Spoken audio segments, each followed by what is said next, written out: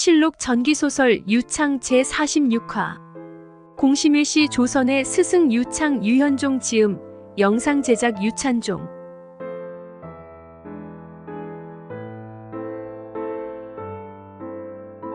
이성계가 사직서를 내고 평주로 은퇴해버리자 구세력은 이제야말로 신진 세력의 뿌리를 뽑아버려야 한다고 작정하고 일제히 나서서 간관인 김진양을 시켜 정도전, 조준, 남재, 조박 등을 맹렬히 공격하는 상소를 올렸다. 그러자 기다렸다는 듯이 지신사 승지 이첨이 임금이 이성계를 싫어하는 것을 알고 왕에게 간했다. 탄핵을 받고 있는 신하들은 모두 이성계의 수족입니다. 이 기회에 모두 처단해버리시면 이성계의 세력도 약해져서 더는 상감을 능멸하거나 국권을 전단하지 못할 것입니다. 마침내 임금도 작심하게 되었다. 그들은 탄핵의 가장 중요한 사유를 급진적으로 성급하게 혁파하고 있던 전제개혁이나 군제개혁 등에 맞추지 않았다. 비천한 출신 성분에 맞추었다. 이성계 주변에 새로이 성장한 신진사류들은 거의 사대부 출신 집안의 인재가 없었다. 사대부라면 벼슬에 나가 나라에 공을 세운 양반가의 자제들을 말함이었다. 그 자들은 출신이 뭔지 알 수 없는 자들이 부지기수이다. 정도전을 봐라. 그의 집안은 중인이고 그는 첩실의 자식이다. 이들은 거의 비슷한 출신들이다. 그것이 벼슬길을 걸어가는데 평생 약점이 된다는 걸 너무도 잘 알기 때문에 과격한 개혁으로 혼을 빼놓고 비천한 자신들의 뿌리를 속이고 자신들의 근본을 바꾸기 위해 혈안이 되어 날뛰고 있는 것이다. 이 자들을 모두 제거해야만 나라의 국본이 바로 선다. 이렇게 되어 정도전은 가풍이 부정하고 출신이 확실치 못하여 관리로 등용하기에는 부적합한 인물이므로 직첩과 공신노권을 회수하고 폐서인으로 명하며 경상도 봉화에 유배형을 내린다 하여 정도전은 두 번째로 귀양을 갔다. 정도전을 시작으로 신진 세력의 대표적인 인물들은 줄줄이 귀양을 가게 되었다. 그때 이성계는 황해도 곡산에 머물고 있었다. 곡산은 후처인 강씨의 친정이 있는 곳이었다. 강씨 부인은 슬하에 방번과 방석 등 형제를 두고 있었다.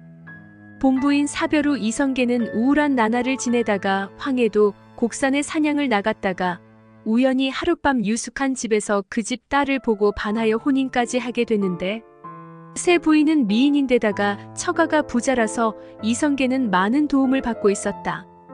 처가에서 쉬면서 이성계는 그날도 근처에 사냥을 나가게 되었다. 사슴 한 마리를 뒤쫓게 되었는데 너무나 비좁은 비탈길을 달리던 말이 이성계가 낙마하여 부상을 입고 병석에 눕게 되었다는 소식은 자기 세력에게보다 조정의 구세력에게 먼저 알려지게 되었다. 중심을 잃고 앞발을 들고 요동치는 바람에 이성계는 말에서 떨어지고 말았다. 그들은 진작부터 곡산 현감에게 은밀하게 명하여 이성계의 움직임을 주시하고 있었던 것이다. 엎친 데 덮친 꼴이었다. 구세력의 중신들은 이제야말로 하늘이 내린 기회가 왔으니 마음 놓고 신진 세력을 모조리 청소하자고 나섰다. 의제인 이지란과 아들 이방원이 곡산으로 쫓아갔다. 이게 무슨 흉사입니까? 그러게 말이다. 11살부터 말을 탔지만 낙마한 건 평생 처음이다. 어디 다친 곳이나 봅시다. 이지란이 이성계의 몸을 뒤집어 놓고 진찰을 했다. 한동안 이리저리 돌리고 뒤집으며 주물러 보던 이지란은 침낭을 펼쳐놓고 젓가락만한 대패침을 뽑아들었다. 왜 이러십니까?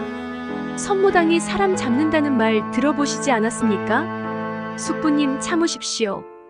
그걸 보던 이방원이 깜짝 놀라며 이지란의 팔을 잡았다. 이성계가 말렸다. 아들아, 그냥 두어라. 원래 뛰어난 무장은 마병은 물론이고 인병 치료도 어떤 의원 못지않게 잘해야 무장으로 대우를 받는 법이다. 양이가 되어야 하지. 내 숙부의 의술도 믿을만하니 염려 말고 그냥 맡겨두어라. 아, 예. 큰 부상은 없습니다. 골반에 충격이 가서 좀 어긋났는데 바로 잡았고요. 낙마할 때 오른손을 짚어서 손목에 있는 관절이 겹질렸습니다만 때 패침 2방이면 괜찮아질 거예요. 오늘 2방 맞고 내일 2방만 맞으면 멀쩡해질 겁니다. 이지란이 큰 소리를 치며 침을 놓았다. 아버님이 속히 가셔야 할 텐데 빠른 시일 안에 가실 수 있을까요? 이방원이 이지란에게 물었다. 내일 2방만 더 맞으면 모레쯤엔 멀쩡해질 거네. 대궐로는 글피 떠날 수 있을 걸세. 말을 타고요? 물론이지. 고맙습니다. 아버님, 도대체 왜 갑자기 사직서를 내시고 요양을 핑계로 이곳에 피신하실 생각을 하셨지요? 이방원이 아버지에게 물었다. 만사가 싫고 귀찮았다. 그래서 내린 결정이야. 누구 의견을 들으신 거죠? 유창 죄주지요? 알아서 뭐 하려고 그러느냐? 어찌됐던 며칠 동안 푹 쉬었더니 날아갈 것만 같다. 이제 다시 돌아가자. 우리가 할 마지막 일이 남아있잖느냐? 한편 대궐 안은 정몽주를 비롯한 수구 대신들이 자기들 세상을 만나 귀양 보낸 정도전을 비롯한 신진 관료들의 목을 베라고 열을 올리고 있었다. 임금도 그들의 성화에 마냥 모르는 채 할 수가 없게 되었다. 대왕 대비 생신이 모레입니다. 생신 축하일이 지나면 귀양지에 가 있는 죄인들의 죄를 다시 따져 중벌을 내리도록 하겠소. 임금의 결정에 모두 따르기로 했다. 한편 이틀 만에 이성계 일행은 왕성으로 돌아왔다. 그날 저녁 이방원의 집에는 5명의 가병 출신 문객이 모였다. 이방원이 부른 것이었다. 뭔가 우리가 나서서 큰일을 해야 할 시기가 왔다는 생각이다. 아버님이 칭병을 하시고 사직서를 낸 채 곡산에 은둔하시자마자 저들이 들고 일어나 지금 조정 안에는 저들판이고 유력한 우리 편 실력자 17명은 모두 잡아서 귀양을 보내버렸다.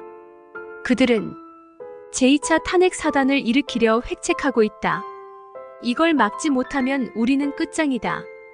그의 말을 듣고 나자 조영규가 물었다.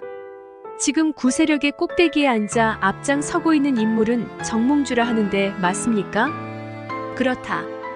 2달 전엔가 장군께서 정대감을 모셔서 술을 대접할 테니 모셔오라 한 적이 있지요. 했었지.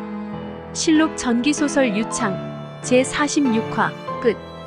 다음 제47화에서 계속됩니다.